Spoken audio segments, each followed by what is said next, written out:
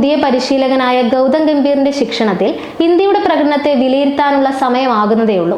ശ്രീലങ്കയ്ക്കെതിരായ 2020 cricket പരമ്പര India സ്വന്തമാക്കിയിരുന്നെങ്കിലും ഏകദിന പരമ്പരയിൽ ചരിത്രപരമായ തോൽവി വഴങ്ങിയിരുന്നു. അതുകൊണ്ട് തന്നെ ഗംഭീറിന്റെ കോച്ചിങ്ങിനെ പറ്റിയുള്ള പ്രതികരണങ്ങൾ സമ്മിശ്രമാണ്.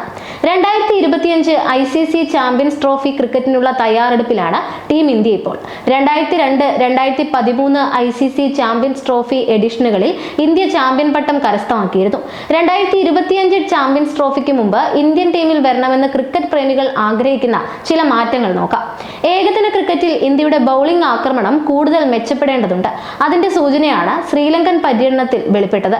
ജസ്പ്രീത് ബുംറ, മുഹമ്മദ് സിറാജ് സഖ്യം പേസ് ആക്രമണത്തിൽ മികച്ച നിലവാരം പുലർത്തുന്നുണ്ട്. എന്നാൽ സ്പിൻ ആക്രമണത്തിൽ ഇന്ത്യ പിന്നിലാണ്. കുൽദീപ് യാദവ് മാത്രമാണ് ഇപ്പോൾ ആശ്രയിക്കാൻ സാധിക്കുന്ന ഒരു സ്പിന്നർ. കുൽദീപിനൊപ്പം ബാറ്റിംഗ് ലൈനപ്പിന് കരുത്തേകുന്ന ഒരു ലെഗ് സ്പിന്നറെ ഇന്ത്യ പ്ലേയിങ് 11-ൽ ഉൾപ്പെടുത്തേണ്ടതുണ്ട്. മധ്യനിര ബാറ്റിംഗ് ഇന്ത്യക്ക് എപ്പോഴും പ്രശ്നം സൃഷ്ടിക്കപ്പെടുന്ന ഒരു മേഖലയാണ്. ഇന്നിംഗ്സ് ആങ്കറിംഗ് ചെയ്യാനും ആവശ്യമെങ്കിൽ ആക്രമിക്കാനും കഴിവുള്ള ബാറ്റർമാരെ ഉൾപ്പെടുത്തുകയാണ് ഇതിന്റെ ഏക പോംവഴി. മുൻപ് ടീമിലുണ്ടായിരുന്ന അജിങ്ക്യ രഹാനെയും ഇപ്പോഴുള്ള ശ്രേയസ് അയ്യറും ഈ റോളിൽ കഴിവ് പ്രകടിപ്പിച്ചവരാണ്. മധ്യനിരയിൽ ആങ്കറിംഗും ആക്രമണവും നടത്താൻ കഴിവുള്ള ബാറ്റർമാരുണ്ടെങ്കിൽ മുൻനിര ബാറ്റർമാർക്ക് യഥേഷ്ടം കളിക്കാം എന്നതും മറ്റൊരു വശമാണ്. ഈ റോളിൽ ഇന്ത്യൻ ടീമിൽ ഏറ്റവും അനുയോജ്യമായ നിലവിലെ താരം മലയാളി വിക്കറ്റ് കീപ്പറായ സഞ്ജു സാംസൺ ആണ്. സഞ്ജു മധ്യനിരയിലെത്തിയാൽ ഫിനിഷർ റോളിൽ വരെ അദ്ദേഹത്തെ ഉപയോഗിക്കാനാകും. ആധുനിക ക്രിക്കറ്റിൽ തന്ത്രശാലിയായി ക്യാപ്റ്റനും കോച്ചും ഓരോ ടീമിന്റെയും ജയത്തിൽ നിർണായക ഘടകങ്ങളാണ്. രാഹുൽ ദ്രാവിഡ് ഇക്കാര്യത്തിൽ ഏറെ മുന്നിലായിരുന്നു. ചാമ്പ്യൻസ് ട്രോഫിയിൽ ഏറ്റവും കൂടുതൽ ആക്രമണ സ്വഭാവമുള്ള തന്ത്രമാണ് ടീം ഒന്നടങ്കം പിന്തുടരേണ്ടത്. നിലവിലെ ക്യാപ്റ്റൻ രോഹിത് ശർമ്മ ആക്രമണ സ്വഭാവക്കാരനാണെന്നത് ഇതിനോടകം വ്യക്തമായതാണ്. ഇന്ത്യൻ ടീമിന്റെ ഓപ്പണിംഗ് ബാറ്റിംഗ് ശൈലി പൂർണ്ണമായി മാറ്റാൻ രോഹിത് ശർമ്മയുടെ തന്ത്രങ്ങളാണ് നിർണായക പങ്കുവഹിച്ചത്. രോഹിത് ശർമ്മയ്ക്ക് ശേഷം ഇന്ത്യൻ ക്യാപ്റ്റൻ ആരാകുമെന്നതിൽ ധാരണയിലെത്തുകയും ആ താരത്തെ ഗ്രൂം ചെയ്യേണ്ടതും അത്യാവശ്യമാണ്.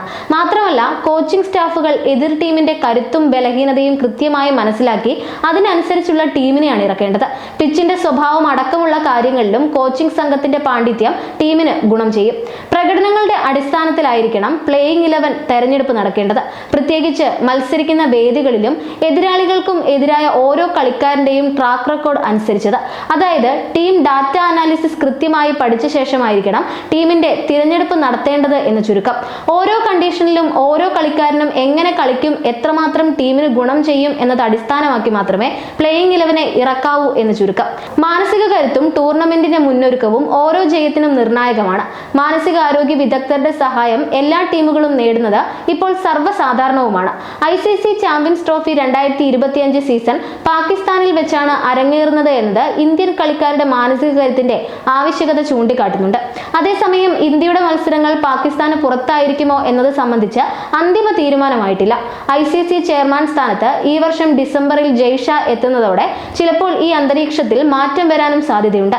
പാകിസ്ഥാനിൽ കളിക്കില്ലെന്ന് BCCI സെക്രട്ടറിയായ ജയ്ഷാ മുൻപ് വ്യക്തമാക്കിയിരുന്നു എന്നതും ഇതിനോട് ചേർത്ത് വായിക്കേണ്ടതാണ്.